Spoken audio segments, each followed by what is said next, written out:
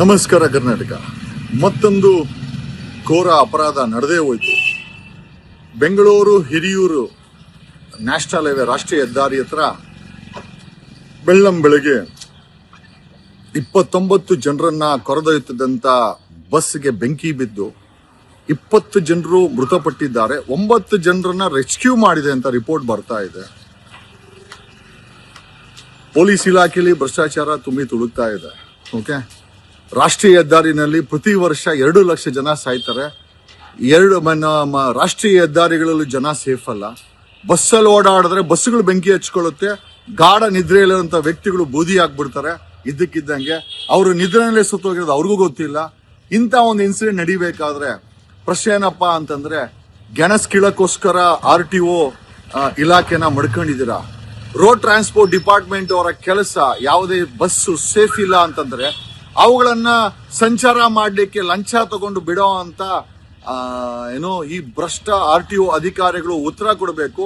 They should be A case on murder case. 20 ಜನರ murder case ಅನ್ನ RTO ಅಧಿಕಾರಿಗಳ ಮೇಲೆ ಸಂಬಂಧಪಟ್ಟಂತ ಪೊಲೀಸರು ರಿಜಿಸ್ಟರ್ ಮಾಡಬೇಕಾಗತ್ತೆ.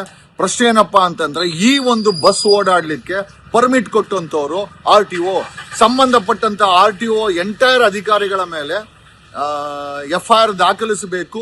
ಈ 20 ಜನರ ಸಾವಿಗೆ ಕಾರಣ RTO ಅಧಿಕಾರಿಗಳು, ಅವರ ಭ್ರಷ್ಟಾಚಾರ ಕಾರಣ. ಆ 20 ಜನರಿಗೆ ಯಾಕಂದ್ರೆ ಆ 20 ಜನರು ಮನೆಯ ವ್ಯಕ್ತಿಗಳಾಗಿದ್ರು. ಅವ್ರಿಗೆ ತಲಾ 1 ಕೋಟಿ ಕಾಂಪನ್ಸೇಷನ್ ಕೊಡಬೇಕು. ಸಂಬಂಧಪಟ್ಟಂತ ಪರ್ಮಿಷನ್ ಕೊಟ್ಟಂತ RTO ಅಧಿಕಾರಿಗಳಿಗೆ FIR ಹಾಕಿ ಜೈಲಿಗೆ ಹಾಕಬೇಕು. ಈ ರೀತಿ ಇನ್ಸಿಡೆಂಟ್ ಆಗದಿದ್ದಂಗೆ ಒಂದು ಸ್ಟ್ರಿಕ್ಟ್ ಎನ್ಫೋರ್ಸ್ಮೆಂಟ್ ಅನ್ನ, ಯಾವುದೇ ಜನರನ್ನ ಕರ್ಕೊಂಡು ಹೋಗುವಂತ ಬಸ್ ಆಗಿರ್ಬೋದು, ಅದರ ಎನ್ಫೋರ್ಸ್ಮೆಂಟ್, ಅದರ ಸೇಫ್ಟಿಯನ್ನ, ಮತ್ತೆ ಸೇಫ್ಟಿ ಡೋರ್ಸ್ ಗಳನ್ನ ಮಾಡಲ್ಲ, ಸೇಫ್ಟಿ ತೊಡಲ್ಲ. ಲಂಚ ಕೊಟ್ರೆ FC ಪಾಸ್ ಮಾಡೋದು. ಆಫ್ ಕರೋ ಯಾರ್, ಕ್ಯಾ ದಿಮಾಗ್ ಹೈ, ಮೈ ಇಧರ್ ಕರ್ ರಹಾ ಹೂಂ, ಉಧರ್ ಜಾಕೆ ಆನ್ ಕರ್ ರಹಾ ಹೈ.